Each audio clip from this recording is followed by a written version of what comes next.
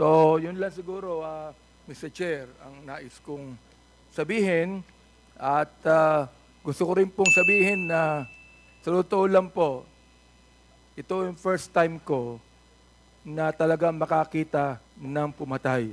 And I would like to say that any administration does not have any right to kill whoever he might be without any due process of law. Yan po ang nais kong sabihin.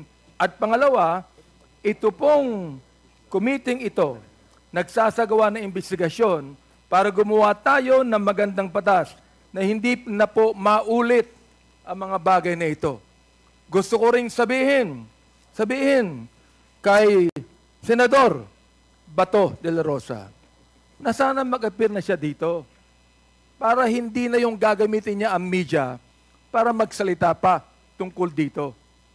Sinabi niya na yung pagpatay na more than 20,000, collateral damage. My goodness, collateral damage ba ito? Pumatay ka ng 20,000 dahil sa war on drugs and you only call it collateral damage? Hindi ko maintindihan. Mr. Chair, salamat po. Thank you, Chairman Abante. Mr. Chair, 30-second manifestation, please. Just a request Okay, to the the committee. Chair will only entertain manifestations from the members as we all agreed that after this, after lunch, we will shift to another